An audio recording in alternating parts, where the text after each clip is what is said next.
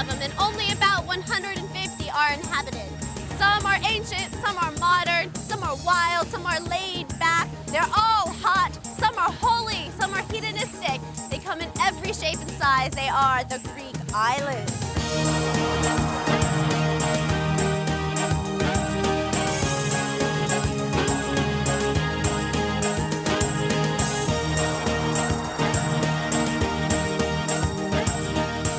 Around the blue waters of the Aegean and Ionian Seas, the Greek islands are one of Europe's favorite holiday destinations.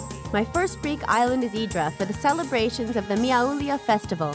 Then I travel to the holy island of Patmos before retracing my steps to the mainland and catching the ferry to the party island of Mykonos and the ancient island of Delos. Next, I visit the volcanic island of Santorini and the largest Greek island, Crete, before ending my journey at Gavdos, Europe's most southerly landmass.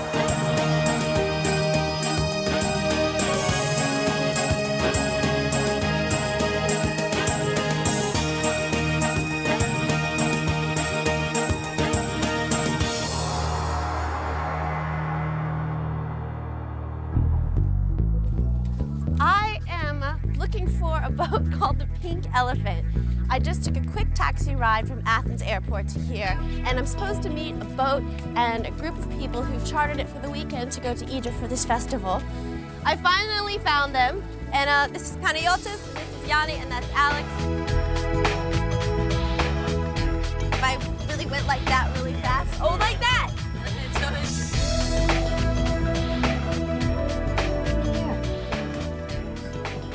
I just wanted to show you my very, very cozy, comfortable cabin.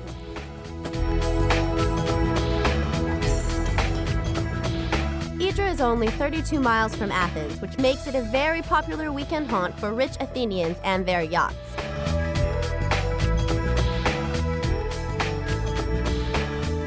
This is great. Not only do you get to arrive on a yacht, but you kind of sleep on it and you live on it, so you don't have to worry about a hotel. You don't have to arrive with your heavy backpack and try to find a place to stay.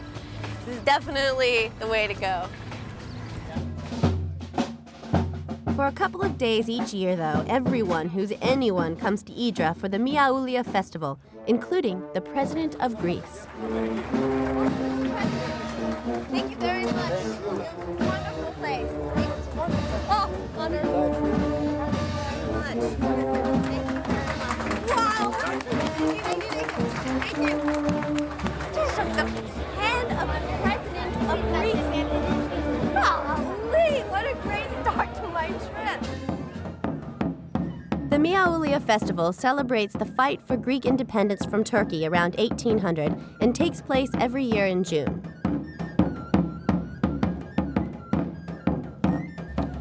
There are no cars, no mopeds, no transportation, except for yellow taxi boats and donkeys.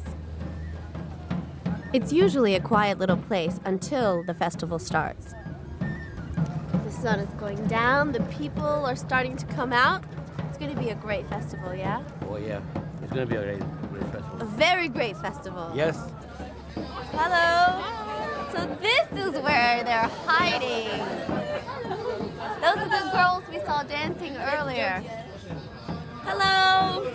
When is it starting? Soon. The islanders dress up in period costume and a boat is taken into the harbor for a mock sea battle. Okay, this is it. They're starting. They've got the flares. They're going to dance. The revolutionaries are taking off. Be careful. And I'm going to get caught on fire. Oh, yay. They are the revolutionaries. They're going to sink the Turk ship now. They're following the flag. Oh, too much excitement. This burning boat represents the Turkish fleet. When Idra was fighting for independence from the Turks around 1800, they would send small rowing boats packed with explosives among the Turkish warships. This is the big bullet.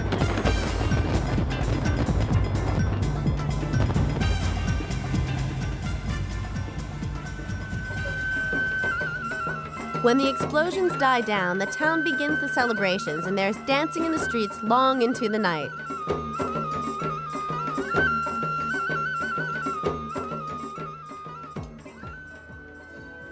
This morning it seems that most of Idra is sleeping off its hangover, but it's time I set off to continue my journey. So, first of all, this island's really barren, so they have to import most of their fruit, vegetables, as well as their water gets delivered. No cars, only 2 dump trucks. So you gotta push that whole thing. Whew. I don't envy you. Doxy, okay. I'm just kind of hoping to get a free watermelon out of the deal. Hey, there's my boat. Okay, now I'm headed to Patmos, and it's a pretty long journey. I have to go from here back to Athens. Then from Athens, I catch a flight to Samos. From there, I catch a ferry to Patmos. And it's almost this far away from Turkey, just on the opposite side of where I am. Patmos is one of the Dodecanese Islands. The name means 12 islands, but there are actually about 17 inhabited islands in the group. There is an extensive flight network which connects many of the islands to the mainland. The flight to Samos from Athens takes an hour and costs about $50. But traveling by ferry has always been an essential part of the Greek island hopping experience, and it's the only way to get to Patmos.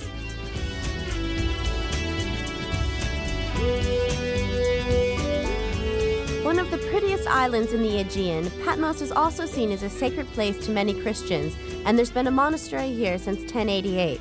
The monks have always been influential in the running of the island, and consequently, it has remained very peaceful. Most people visit Patmos just as a day trip. They visit the monastery, they get back on their boats. So it actually has a really laid-back, sleepy town feel.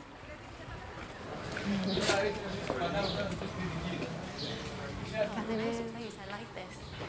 One thing on the islands, you kind of got to go with island time, especially a place like Patmos. Very laid back, no fast food. Hello? Just here to have a coffee. Hello? May I have one Greek coffee? Parakalo. Parakalo, please. Παρακαλώ ένα Greek coffee. I'm going to try the Greek. Ellinikos cafe. Ναι, παρακαλώ. Parakalo, metrio. Μέτριο. Metrio. Metrio, a little bit sweet. Her father originally came from Houston, which is why it's called Cafe Houston. And she has fantastic old pictures of kind of JFK. And she's in this calendar, so she's kind of a local celebrity. Yeah, I just stumbled upon this place. I love it when that happens. The thick, strong Greek coffee is a national drink, although it's actually a legacy from the Turks when Greece was part of the Ottoman Empire. Not only do you get an incredibly strong cup of coffee, rather gritty, that will keep you awake for, 24 hours straight, you also kind of buy a ticket to sit in the cafe for a few hours, watch the world go by, relax, hang out with the suave gentleman with the gardenia in his hand. That's us.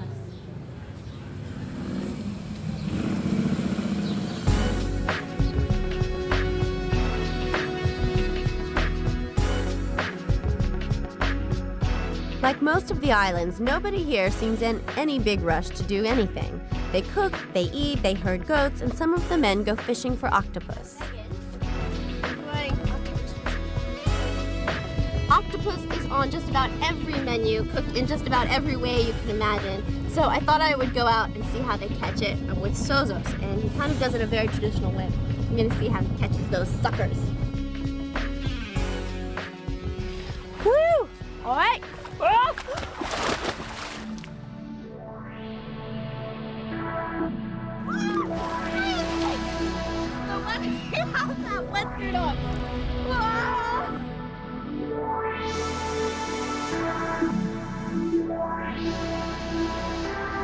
The best way to catch octopus is to get down in the water and search them out. Luckily, they like the calmer waters of the harbors and can be harpooned or just picked up by hand. Sozo is one of the few working fishermen on the island of Patmos, and he sells his catch to local restaurants. Ha! You've got octopus on the brain. This is such a fantastic creature. You gonna hand that to me? Oh my God!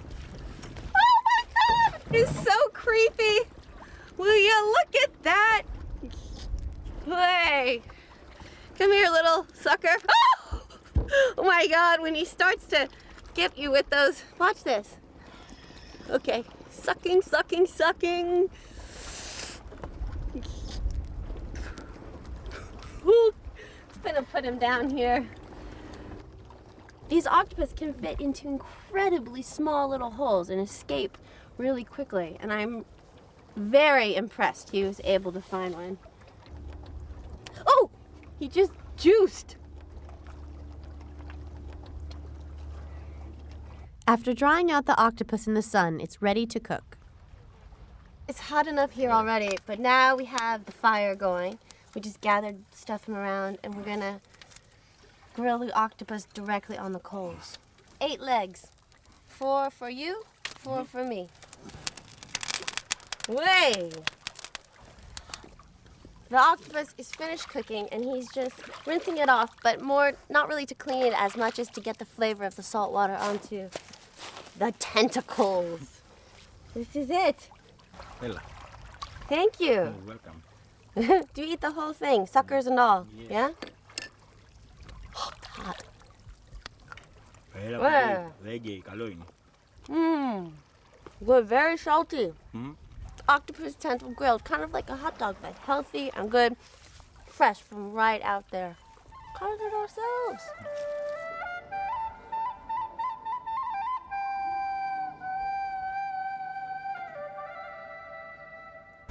So I'm out in Patmos for the evening, and after my very bonding experience with that octopus today, I'm very keen on trying the different ways they prepare it. So I'm just gonna wander around and see what I find.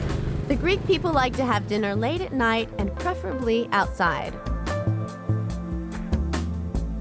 The specialty of this house, the octopus pancakes.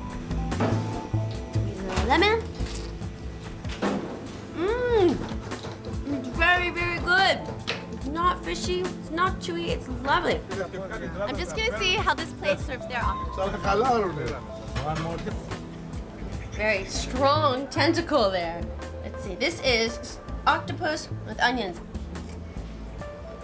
Mmm, very good. It doesn't taste like squid, it tastes like a little bit like tuna fish, and it is a great tomato sauce. I like it. Hey, great. And for dessert, octopus ice cream, of course. Mm-hmm. This is the path that leads up to St. John's Monastery. And Greeks come from all over, as well as Christians from around the world, to see the spot where St. John the Divine heard God's voice. Patmos is known as the Jerusalem of the Aegean, as it's the only place in Europe where God is supposed to have appeared on earth. St. John was exiled here in 95 AD and heard the voice which prompted him to write the book of Revelations. The cave that was his home is now the focal point for pilgrims.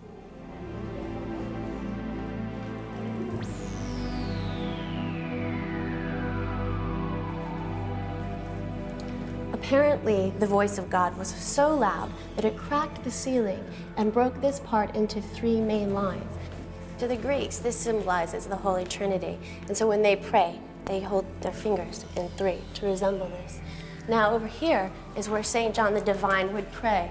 He would rest his head on this rock and hold himself steady with this. He was very, very old at this point. Some say well over 100 years old. So he actually dictated the final book of the Bible, which is known as the Apocalypse, to a disciple who took it down right here.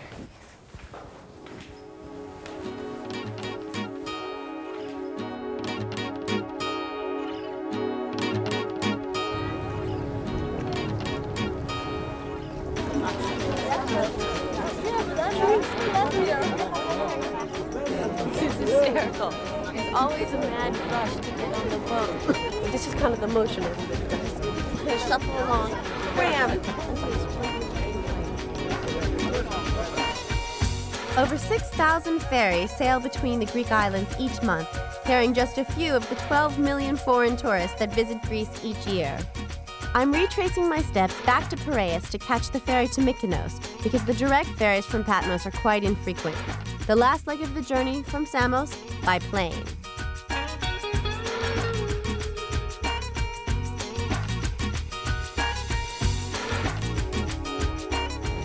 Piraeus is the biggest port in Greece, and in the summer it's besieged by tourists.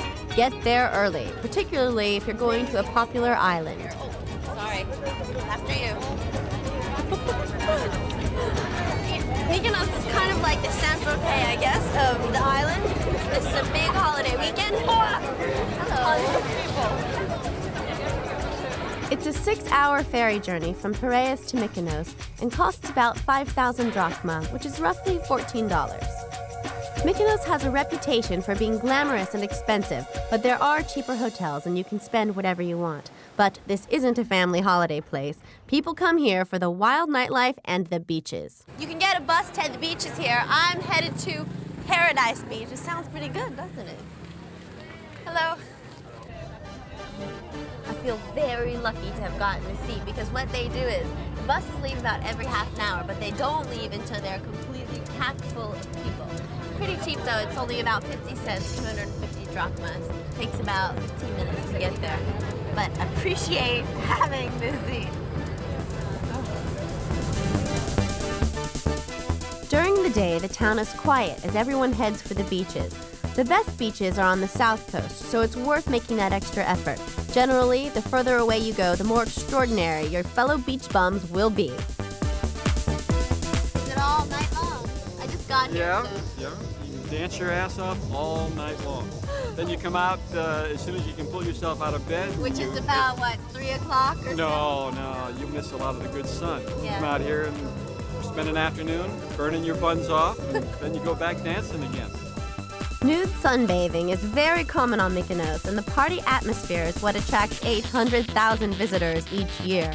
It's only a small place, though, about 45 square miles, so it can feel very overcrowded.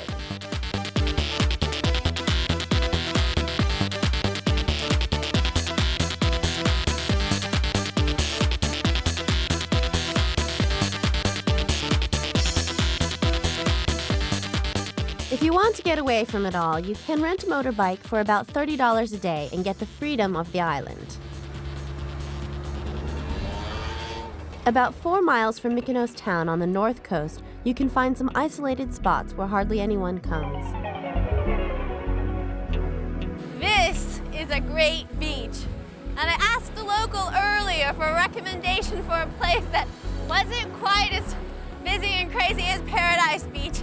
And he recommended this. It's called Agios Stosis in Greek, and it's named after a quaint little church just up on that hill.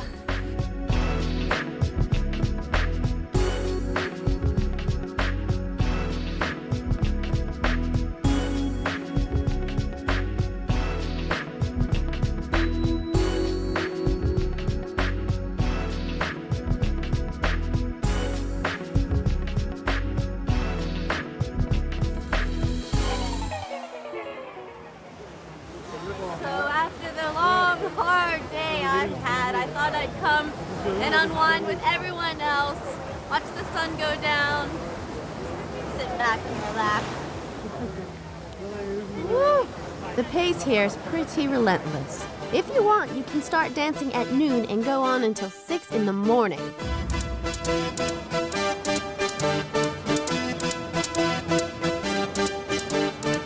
This is Mykonos at night, and it is only 2 o'clock in the morning. It's just now starting to roll. It has a really great, hip, trendy gay scene, which kind of sets the pace for everybody else. It goes on all night long, at least as long as you can handle it. So. You have, take a look. The gay club scene attracts people from Italy, Austria, Germany, Britain, and all over the world. The clubs are small and packed, but the party vibe brings the whole of Mykonos town to life.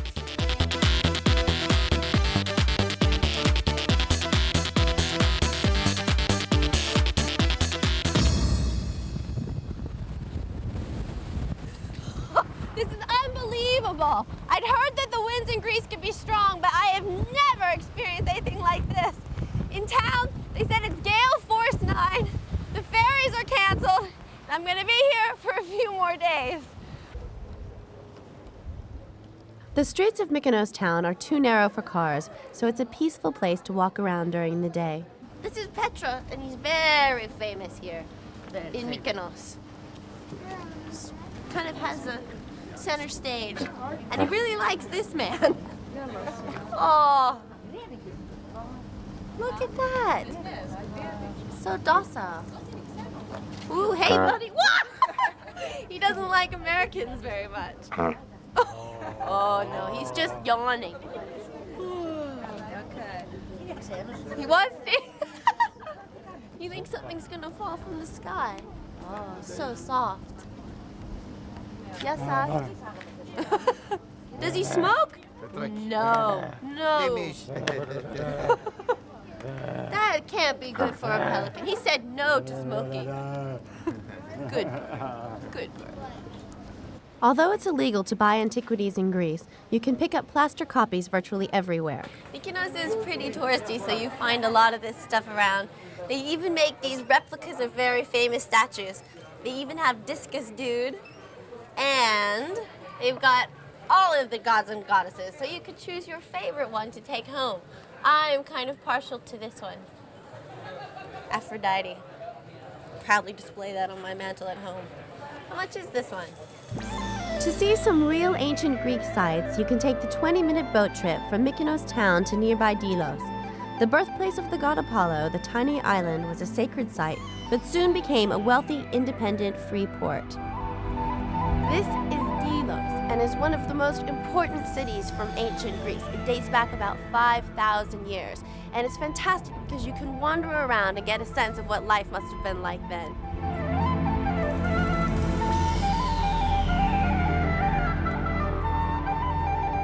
Now, thousands of years later, most of the walls seem just kind of barren stones. There are places like this where the original plaster remains and even some of the original paint, so you can get a sense of how vibrant and gorgeous it must have been then.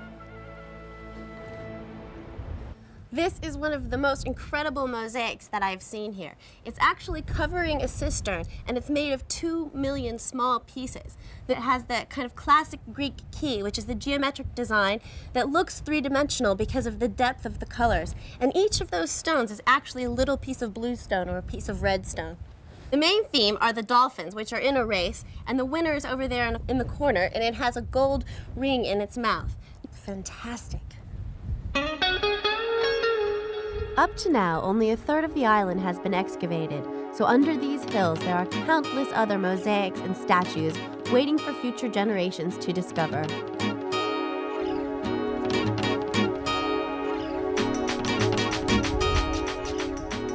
Greece has a treasure trove of archaeological ruins to explore, and my next stop, Santorini, has more than its fair share. The ferry from Mykonos costs 3,600 drachma, which is about $10, and the journey is going to take about 6 hours. The ferries are very slow, and you'll spend a lot of time on them, but travelers find different ways of adapting. And what about tips for surviving long, boring rides? Book, CD player or anything, reading, trying to get some suntan, but not too much. Yeah. Sometimes it's really good because you get to know people here, which you meet at the island too, so you can make first friendships.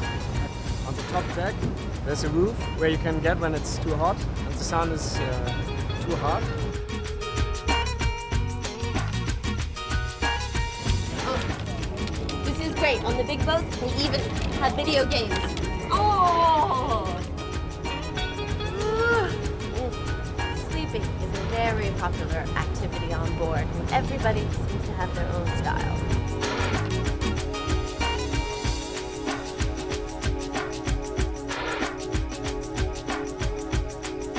My tip, earplugs. It's really loud on these boats whether you're sleeping or not. Much better.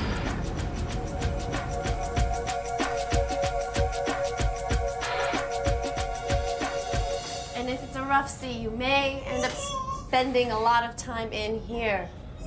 Oh my gosh, are you okay?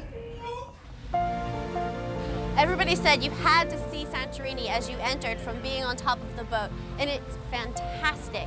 What happened here was around 1650 BC, one of the largest explosions that ever happened to the planet happened right here. Magma shot up 22 miles into the sky, and it created a tidal wave that went all the way to Israel as far as Crete. It was 80 feet high. And now it seems quite calm, but it looks very precarious with all of the houses kind of on the edge, kind of just waiting in case fate happens to them again.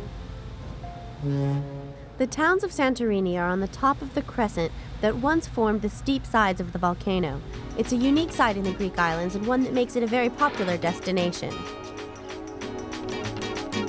Each day, hundreds of people arrive on the ferries, just a few of the 500,000 people that visit each year.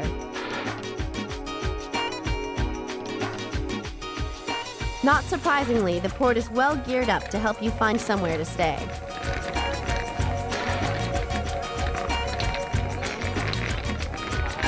Definitely a traveler's market here. There are so many places offering information and kind of soliciting for you to stay at their place. One suggestion is to go into a place, check and see where it's on the map, make sure it's close to where you want to be.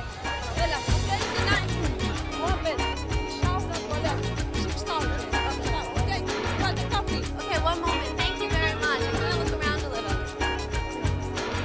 No problem. How to get from the port to the top of the hill is the next big decision.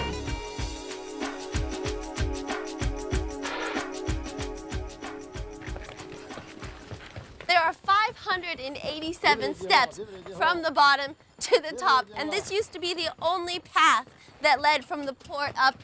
Now there's a cable car and a very rough road, but I'm a traditional kind of girl. I'm gonna go old style. I just feel really guilty about the weight.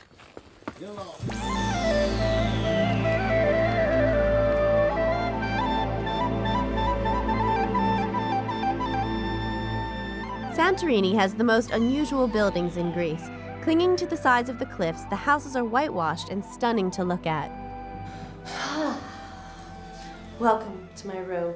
It's a little bit posh, a little bit expensive, but it's really unique in that when all of that lava finally settled on Santorini, some of the rock was soft enough yet substantial enough to kind of build their homes out of. So on the side of the cliff, this was once a stable, but now it's a really lovely hotel room. There's all these lovely nooks and crannies. Even my closet was kind of dug out of the side of it. It's very cool on a hot day. It's kind of warm on a cold day, but it has an excellent view. Pretty beautiful, yeah?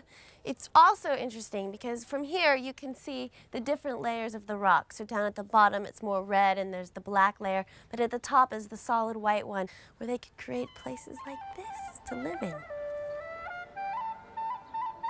Although they are now scarce, it's still possible to find natural sponges in the waters around Santorini. What are you doing to that? I'm trying to trim it, to clean the bottom of it, because they're freshly cut. Freshly cut? Where did these come from? These are the local ones, not the import ones. Ah. Okay? This one here, first of all, it's so strong, you cannot tear it. Pull Can it. I see that? Ready? Pull it. Right on. Okay. You can lift a Rolls Royce with this one. This is true. Why are some of them really light colored and some are very dark? Well, this is the natural color, and this one is treated. It's bleached because some people prefer the lighter color in the bathroom, but it's not as strong. Could you cut my hair for a $5? I'll do it for free. All right. Thank you. You're welcome. Bye-bye. Bye-bye.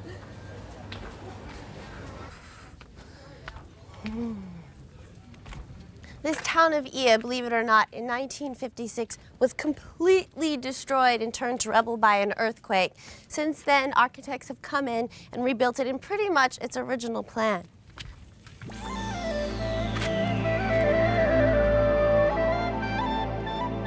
When the volcano ripped apart the island 3,500 years ago, the main victims were the Minoans, who at the time were the most advanced civilization in Europe.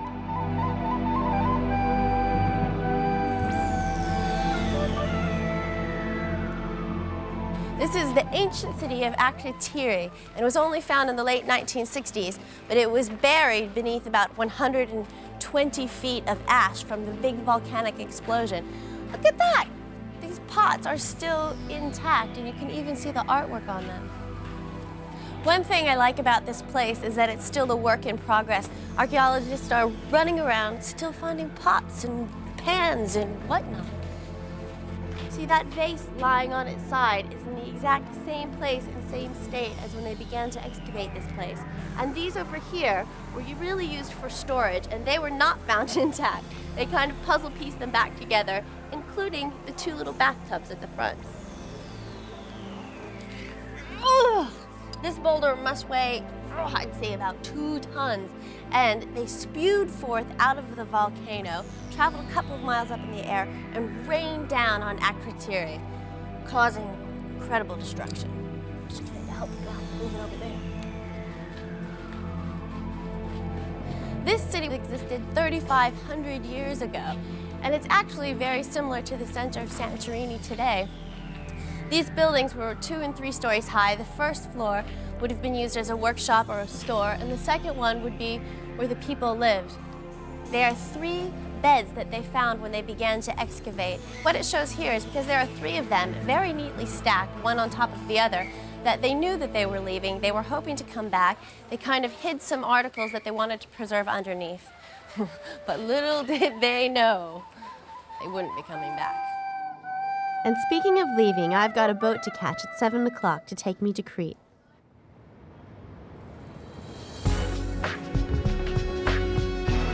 Oh, it's too early in the morning for me.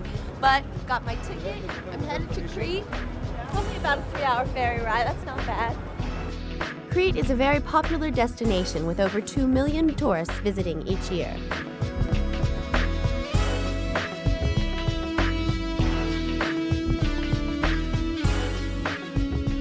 The largest of the Greek islands, Crete has developed its own independent culture. I'm taking the ferry to Iraklio, then I'm going up the coast for a little active adventuring. Yeah! Are we headed to that small island? It was a leper colony before. It was a leper colony? Yeah. What's the name of the island? Spinalonga. Whoa! I love it! 1, 2. It's not far. With over 600 miles of coastline, water sports are very popular here. Let me get the waves. Wow! Wow! That was very exhilarating. I thought it was going to be kind of a slow ride out. Looked really calm. So we'd like to go for a stroll on the island. Yeah. All right? Yes. When the Venetians ruled this area, they built this fort here in around the 1500s to protect these 2 bays from attack. And this fort was so strong that no one was able to conquer it. It even took the Turks 50 years longer to conquer this part than any other part of Crete. And it's gonna take me that long to get up here. The Venetians have left their mark all over the island in the shape of forts, public buildings, and monuments.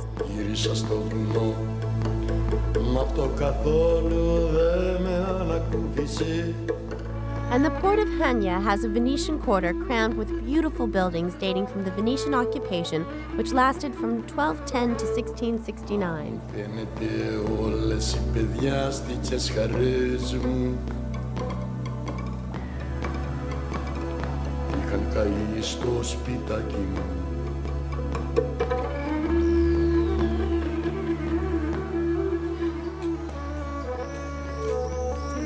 Buildings. A lot of them have been renovated and turned into hotels and restaurants, but the original Venetian architecture still exists. Some great details.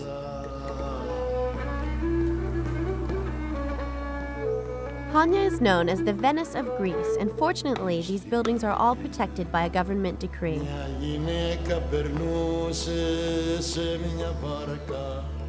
Crete has been invaded many times by the Romans, the Turks, and most recently the Germans in 1941. At Suda Bay near Hania, a war cemetery still attracts a steady stream of visitors. The invasion of Crete by the Germans was the largest airborne military assault in history. 22,000 paratroopers landed on the shores of Crete, and within 10 days, the British, New Zealand, and Australian forces were driven out. Originally, the casualties from the battle were in 4 separate cemeteries around the island, but after the war, they were all brought together here to Suda Bay. And it's really quite sad because many of the tombstones are for unknown soldiers. They were only able to tell what country they were from by the color of their uniform.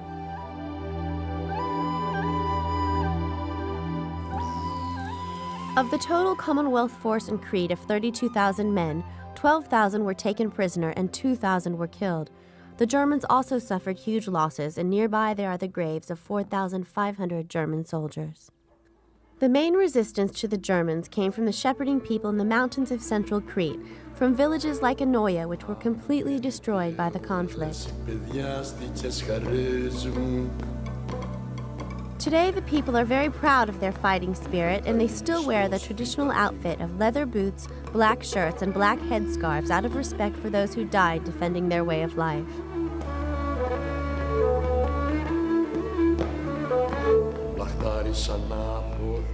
In these areas, the men have pride in their appearance and carry on the Cretan tradition of growing impressive mustaches.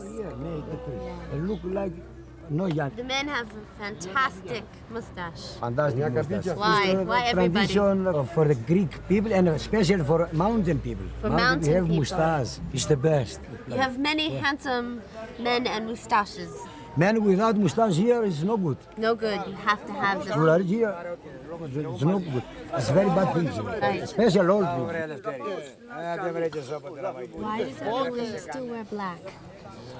Everyone have black here because it's a pain. Everybody have pain from the war. Everybody have a lost people. Everybody, all of this. 2, 3, 4, many people, and now black. The pain has lasted a long time, yeah, from the war. From the last war with the German 1944, everybody black here. Everybody have lost somebody. Why is he throwing that card down so hard? Because have a nice card now, it's sure for himself and for the card. He's confident. Yeah. He shows his traditional fighting spirit even Very, now. very traditional man, and remember all of them the war time. Every house in Anoia seems to have a little workshop where the women take the wool and make rugs in the traditional way.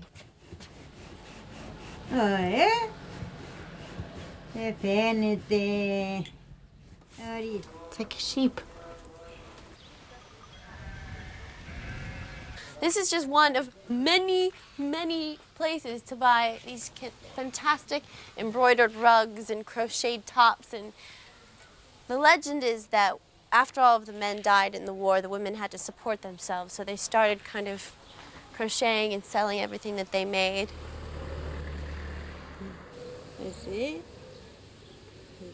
This is for everyday use. Yes! Why is she laughing at me? Who's your dog? George Skoulas has lived here all his life. His father was a folk artist who discovered a talent for painting and sculpting when he was in his 50s. Until then, he had run the town's main cafe and raised 5 sons. His work has become the subject of a museum, and if you ask at the cafe, George or another one of his sons will show you around. George was telling me that he was 8 years old when this happened. This is when the Germans came and burned down their town. The women and the children were taken to another village, but the men were up fighting in the mountains, and if they were caught by the Germans, they were executed. And their entire town burned down, except for 3 churches, which were used by the Germans as a storehouse.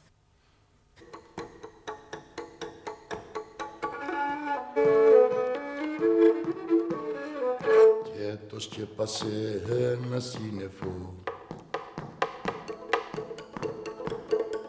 Γύρισα στο βουνό, μ' αυτό καθόλου δε με ανακούφισε.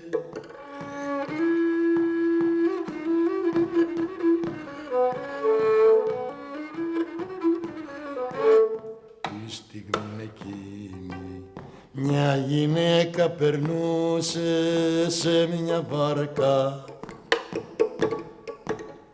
Έλα σου λέω.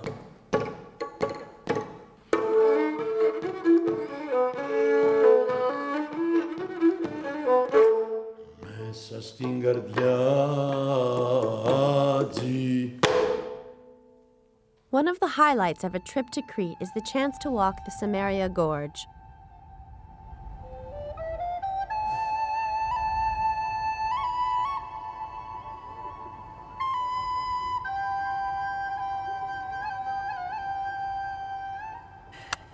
Samarian Gorge, it's 8 miles down. 8. It's beautiful, well worth it, but long, about 5 hours. And they're coming with me, Radula and Harula, right?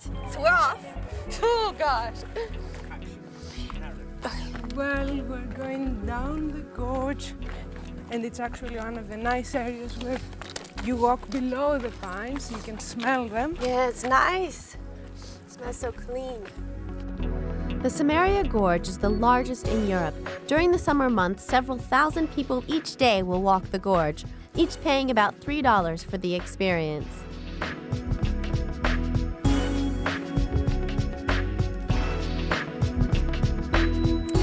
Even in the summer, it can be surprisingly cold when you start your walk at 8 or 9 in the morning. River stones this time of the year, while in the middle of winter it's a river. Really? Well, yes.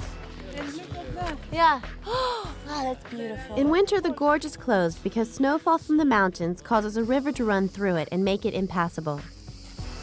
This is bizarre. What are all of these things? I know they're rocks, but... Well, they are rocks. People who were working here, they just put one on top of the other, you see? That's amazing. Look at all of those. A temple was recently discovered which dates occupation of the gorge from at least 2000 BC. Lovely, lovely cold water. The gorge gets its name from the Church of Saint Maria, or Samaria, which was at the center of a village which was abandoned when the gorge became a national park in 1962. Millions of years ago.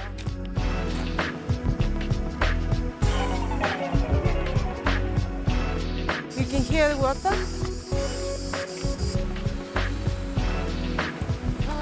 The gate? Oh, yes. The gate. The gate means the end of 8 miles. My dogs are barking. That means my feet hurt. But it's incredibly beautiful. I think you might even call it gorgeous. Yeah, it's a bad joke, I know.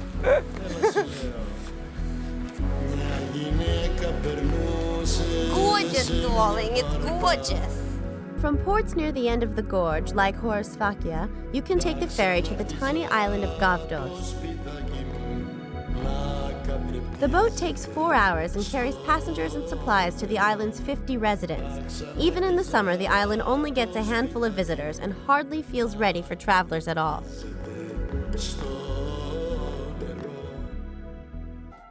Located about 50 miles south of Crete, Gavdos is the most southerly landmass in Europe and only 250 miles from Libya.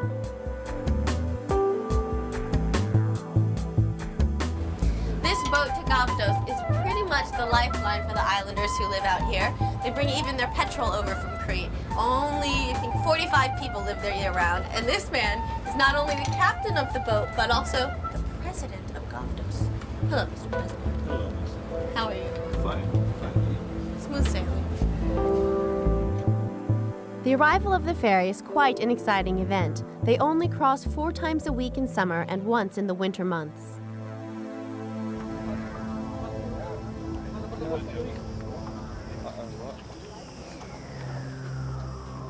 I don't know why, but I love this place already. This man is the bus driver as well as a shepherd. It's the duality of a small island.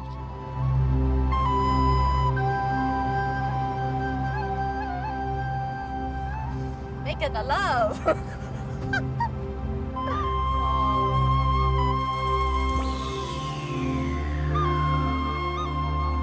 You can sleep on the beaches in Gavdos with no problem. In fact, you may be forced to because there are no hotels and less than 20 rooms for rent on the whole island. What place is this? Aianis. Aianis. Anybody for Aianis? I'm going to be your assistant. Next stop, Aianis! Legend has it that this was where Odysseus was shipwrecked and spent 7 years under the spell of the beautiful Calypso, who fed him on aphrodisiac berries, which you can still find all over the island. This is the beach I've been looking for. It's called Agios Yannis, which is St. John's Beach. And it is so divine, especially, I think it's like 100 degrees out here today, and it is mandatory that I go in there.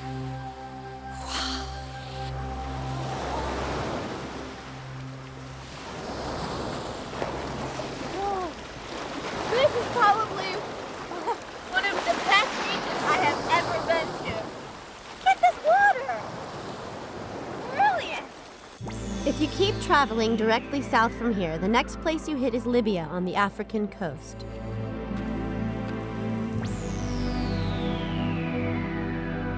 This is literally the very tip of Europe, just on the end there. And Gavdos feels like it probably felt walking here 3,000 years ago.